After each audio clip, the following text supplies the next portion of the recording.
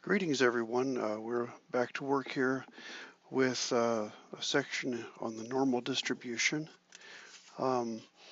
This will be a quick overview with a little bit of light calculation. The quote here by Galileo Galilei we'll see hiding in a graph in a few slides. First thing we're going to look at are different types of distributions, or characteristics of distributions in some case. The one that we really want to study is the normal distribution. Another distribution just to contrast it with is called the uniform. Your textbook might call it the rectangular, but the more standard term is uniform. Then we also have characteristics of distributions, and we'll see those coming up in some examples here. Also, we want to, looking at the normal distribution, we want to connect the idea of area, percentage, and probability in a graph of the normal distribution. Then we want to be looking at finding the probability of an event and also be working with percentiles. And then one of the shortcuts that we have for working with data in the normal distribution is this idea of a z-score or a z-value. So given a z, we'll find the x, and also given the x, we'll find the z. So distributions. Here's a distribution based on NASA's data. We've seen this in a few previous sections. The 181 natural satellites of planets in the solar system. This is what we would call a bimodal distribution. Here, mode pretty much means that we have two humps. So the distribution has a hump here and a hump here. So bimodal means two humps. There's one there and one there. That's a feature of this distribution. This is the distance of the planet measured by its semi-major axis in millions of kilometers. So there's a large clump of very small semi-major axes, and then there's a medium-sized clump that have medium-sized semi-major axes.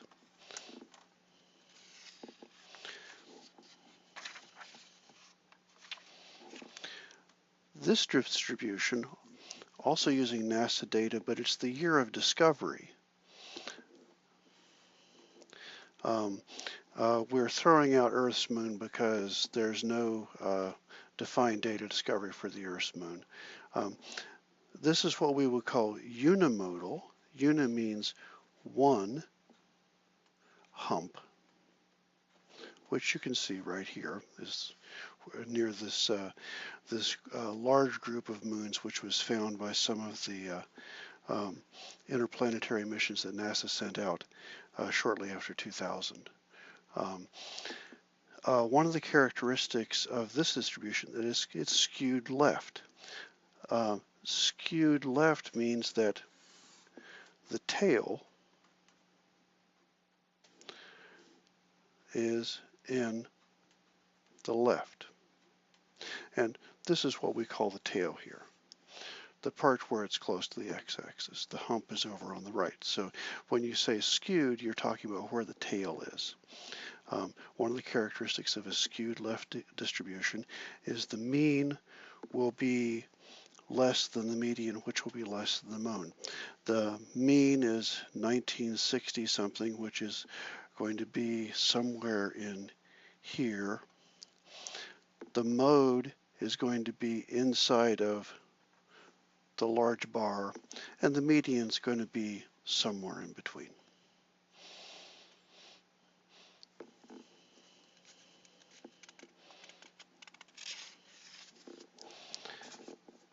These data are skewed right. That means the tail is in the right. And the mean, median, mode are reversed.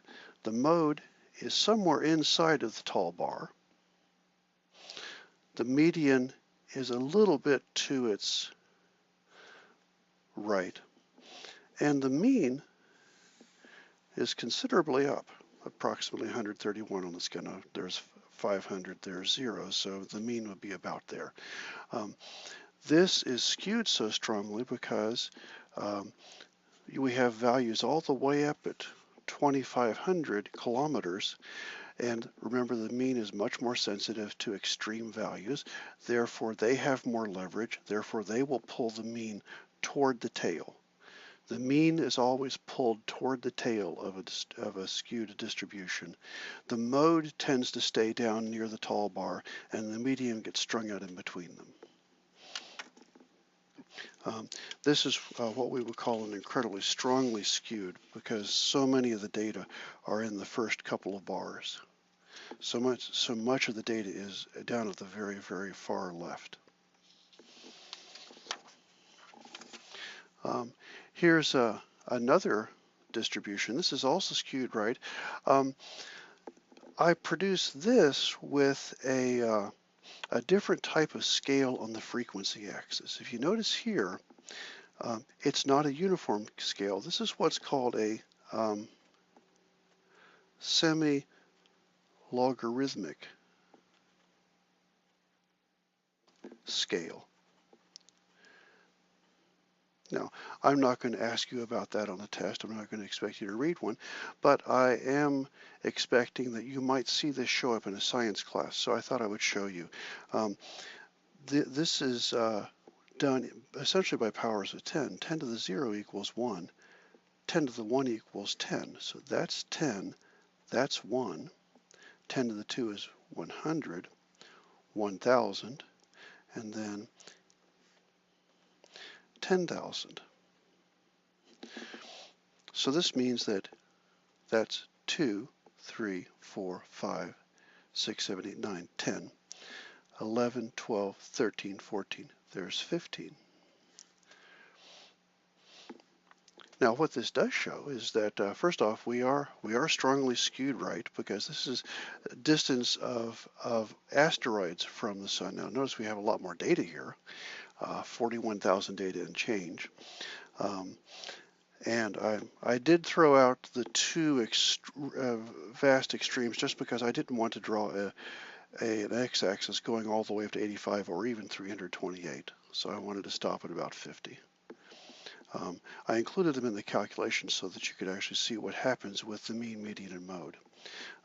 Once again, the mode is down, is pulled down to where the bars are, the tall bars are. So the mode's in here somewhere, probably inside of that bar. The median is just to the right of it, and the mean is just to the right of that. And that's because these data over here have more leverage by being so far up. Now, the reason that you would use a semi-log plot in the real world is because there might be some important feature that is happening close to the x-axis that if you used a regular scale from 0 to, this goes up to 25,000, you wouldn't see this little clump here down next to the x-axis. And that clump might be important. In fact, that shows us that we actually do have a bimodal distribution. We have two humps here, and we would probably think of that as a hump because it looks like it's fairly important. Once again, you do not need to know how a semi-logarithmic scale works for any test or homework problem in Math 105, but you might encounter them in your science classes. I didn't have any way to go out this weekend and ask 5,000 people what month they were born in. So I simply used a random number generator in a spreadsheet to simulate what would happen. So some people would be born in the first month, which would be January. Some people would be born in the 12th month, which would be December, and everywhere in between. Now notice, with random data, it's not going to be exactly the same number every month. The more people you ask, the law of large numbers tells us, the more the top of this will become smoother, the more it will approximate a straight line across. So this is approximately something like this across here, maybe a little bit lower than that. So this is really trying to be a flat top distribution. When it's a flat top distribution, we call it uniform. Since that makes the entire plot look like a rectangle, some people call it a rectangular distribution, but uniform distribution is the more common term. This is also what's called a symmetric distribution, because if you draw a line up through the horizontal center, the left and the right halves are approximately the same size and shape. They're simply opened like that. With a symmetric distribution, the mean is approximately equal to the median, and they'll both be about 6.5 here. In this case, the data are amodal because there's really no definite hump.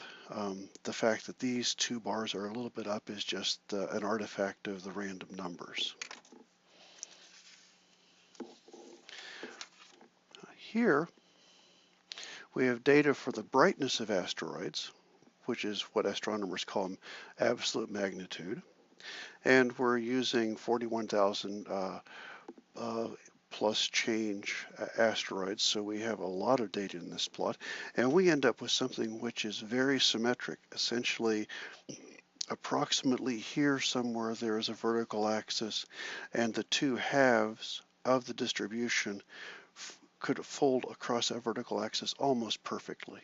And in fact, if you look at the mode, the median, and the mean, which I computed here, they're almost all identically equal. So most statisticians would say that this is essentially perfectly symmetrical. You don't get very much data in the real world which is this symmetrical. In fact, this shape here is the quintessential, is approximating. It's not exactly a bell curve. The bell curve is a smooth distribution, but this is approximating what's called a bell curve. And so these data are probably normal. And that's what we're going to be studying next. The normal distribution was essentially discovered in the late 1700s. It's called the normal error distribution because it was first studied in terms of measurement error. Measurement error is essentially distributed normally, a little bit above, a little bit below, but mostly clustered toward the real value. We're all familiar with various standardized tests. They call them standardized tests because they deliberately make them try to follow the normal distribution. Then a lot of things that are essentially biometric measures end up following the normal distribution. The normal distribution has shown up in press and media. A huge brouhaha followed the publication of the Bell Curve Intelligence and Class Structure in American Life. The authors made a few claims which, if you read them without a lot of care, they could be interpreted as saying that different minorities genetically had lower IQs than other segments of the population, and of course the blogosphere and the 1994 equivalent, 1994 equivalent of it, went wild with this and made sure that they read the book inaccurately. And it creates so much controversy that a lot of other books and articles were written in response, and it now has its very own place on Wikipedia. Recent publication, this showed up in the Wall Street Journal, and it also is on the this author's blog space, saying that you don't always want to use the bell curve because a lot of things may not be normally distributed. Just because they taught you about the normal distribution in school and in business school doesn't mean that it's everywhere. So here is the official definition of the normal distribution. Now, what we're after here is that probability, area, and percentage of the population are all the same thing. So these guys are the same. Remember when we were in the chapter on probability, P stands for probability. And that's why we say probability of A less than X less than B. So it's the probability that X is between A and B. That's what we're trying to compute here. That is the same thing as the area under the graph. And it's the same thing as the percentage of the data between A and B. Now, for those of you who've had calculus, you know that that's area under the graph, that integral there. You won't be tested on this in Math 105. I just merely added it. For those of you who might have a roommate or a friend who's taking Math 105 next semester, I heartily recommend that you leave your notes open to this page and write a note to the side here that says something to the effect that all of test 7 will be about this, and leave that for your roommate to find it. So it's a grand college tradition of harassing one's roommate. Now, here we've used this other symbol for the mean. It's called the population mean. What we had been computing earlier was the sample mean. When we wrote X bar, we meant the sample mean. A sample is a subset. It's the part of the population you examine trying to figure out the entire population. You can't always look at the 300 approximately million people in this country, so you take a sample of a few thousand and see what that says about it. This is the Greek letter mu. You write it with a tail out front. Likewise, the Greek letter sigma is just it's like an O with a little finger sticking out to the side. That's the population standard deviation. It's what we were trying to approximate when we used our sample standard deviation. The only reason I'm making a big deal about this, and it's not too much of a deal, it's incorrect for me to put X bar in this formula or in any of the formulas that follow. X, it's got to be correct, it's got to be mu and sigma. That's why your textbook is very careful never to use the symbols X bar or S inside of this section. They always write out the word mean and standard deviation. I'm confident that you can handle the difference, so I went ahead and told you. So finding the probability, area, and percentage. I like to use the figure on the next page to underscore this idea that probability, area, and percentage of the data, these guys are all the same thing. Now, this figure always has 400 rectangles. That's the way that I created it. Now, in part A, we want to find the probability that we're between the mean and a standard deviation above the mean. So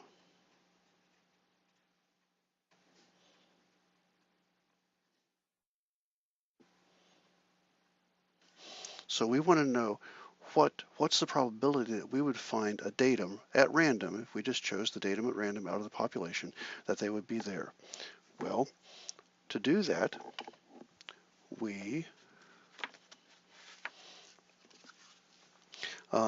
need to find what part of the distribution that's talking about. Well, there's the mean, and there's a standard deviation above. That says mean plus standard deviation, since they're not quite legible. So I'll write the words out. Mean standard deviation above the mean. So we're interested in this area here.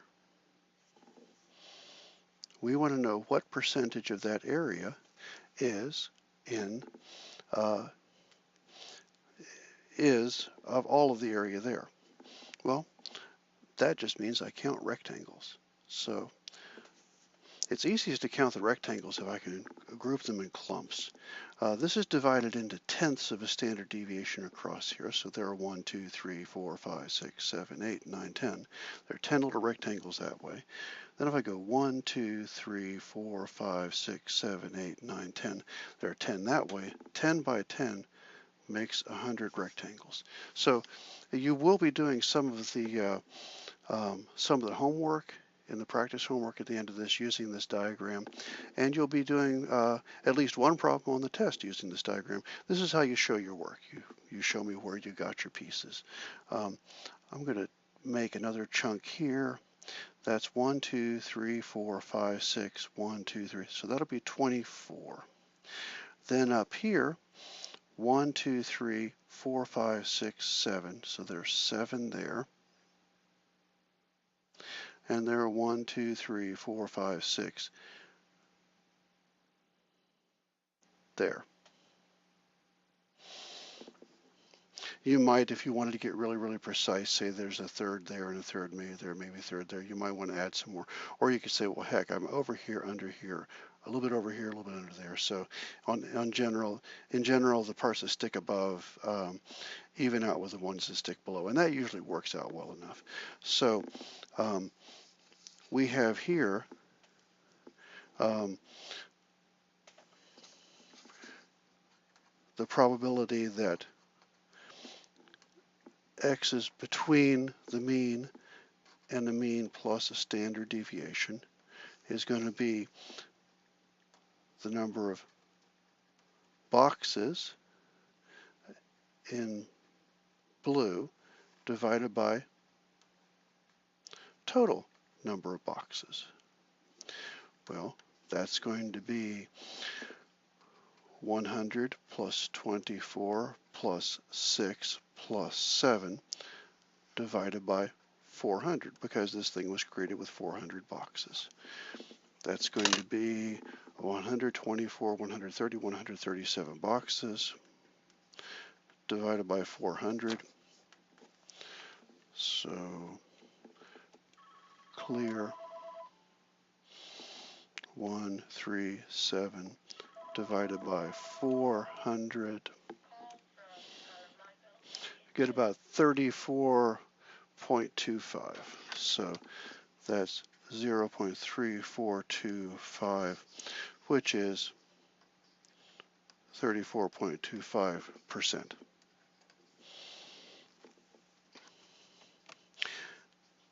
The next three are left as exercises. As a hint, when you go to do the second one, that's asking between a standard deviation below the mean to a standard deviation above.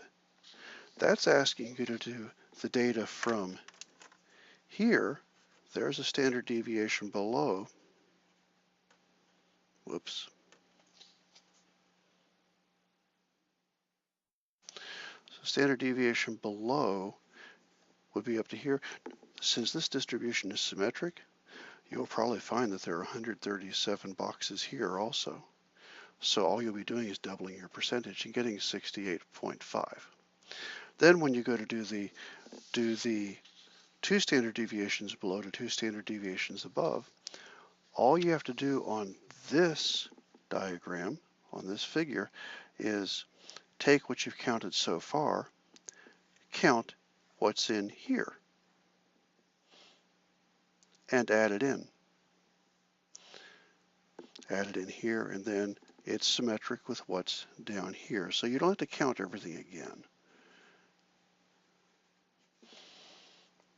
Likewise, when you do 3 standard deviations below to 3 standard deviations above, simply count the extra part that you need up here in the top tail and down here in the bottom tail. These will be the same amount of boxes. Add them in and divide. You should be getting 100% with this diagram, because our precision here is approximately, we're within a percent, about 0.5%. So it's a fairly accurate way to compute without a whole lot of work. If you were doing this officially, you would either have to use a very accurate table or numerically compute this integral. we're getting away with just counting boxes, which in my opinion is the best way to be computing things. Now, properties of the normal distribution, we just saw that about 68% of the data lies between here and here, between a standard deviation below and a standard deviation above. About 95%, so when you do this for yourself, you should get about 95% of the data within 2 standard deviations of the mean, and pretty much all of it, 99.7%, almost 100%, is within 3 standard deviations. Now, it's a continuous distribution. It's not a bar chart. The rectangles are approximating it. It's actually this nice, smooth, bell-shaped curve. I always thought it was a hat-shaped curve myself. It never looked much like a bell to me. It extends forever in both directions. Even though there's very little data beyond 3 standard deviations, there could be a datum, 10 standard deviations above. These are incredibly rare, but they can happen. A non-essential fact, again, for those of you who have had calculus, where you go from concave down to concave up is called a point of inflection. The points of inflection on the normal distribution happen at the first standard deviation. So that's a way of, if somebody hands you a plot of the standard deviation, that's where you should find them if they've plotted it accurately. Now, writing mean plus 2 standard deviations for our x value. X almost always refers to the data. That's a mean plus 2 standard deviations is kind of cumbersome. The really important part is we just need to know where to find it on the horizontal axis of the bell curve. So we just need the 2. And in fact, the z-score is what we call it, tells us just 2. So that means that we can take this scale here, and instead of writing the mean here, we can say 0. Z of 0 is at the mean. 1 standard deviation is a z of 1. 2 standard deviations above is a z of 2. 3 standard deviations above is a z of 3. So what we have here are what are called z-scores. -1 means 1 standard deviation below or 1 standard deviation to the left. 2 standard deviations below, 2 standard deviations to the left. 3 standard deviations. So this is more like a number line. This is more convenient to use. And we can actually have decimals. Here is 1, 0.1, 0.2. So there is 1.2 for z. It's 1.2 standard deviations above the mean. So z equals 1.2. So these numbers are incredibly easy to use for this type of graph. They're so easy to use that we have an official way of computing them. And all we really do is scale things. So you know what your mean and your standard deviation are. Subtract the mean from the x value, divide by the standard deviation, and that will be the quick conversion. And we'll do a few examples of that coming up. Once you have that, then usually in most statistics courses you encounter what's called a z-table or a percentile table. This is the probability table. It tells us what percentage of the data lie to the left of any given z-score. So for instance, if we have z equals 2.0, so negative 2.0, that means that that corresponds to the 2.275 percentile. So on the graph, z equals negative 2 is here. Z equals negative 2 is this point here. This is also the 2.275 percentile. And what that means is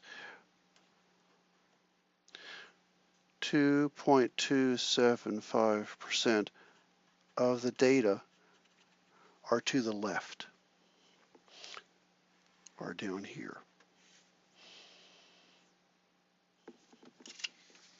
So we can use these tables for quick lookups, and this is how things often get done when you don't have time to count rectangles. Now, you've noticed me using some of what I call standard statistical slang. These are, you've got these symbols. People almost never say mu minus 3 sigma, or they almost never say mean minus 3 standard deviations. They say 3 standard deviations below the mean. They almost never say mu or x bar. They say the mean. Notice that the z-scores that correspond to these are simply the coefficients of the standard deviation. That's a +0. There's a +1. There's a +2. There's a +3. So that's how you get your z-scores. You also hear people say for something like the mean minus standard deviation is less than x is less than mean plus 2 standard deviations. That would be between a standard deviation below and a standard deviation above.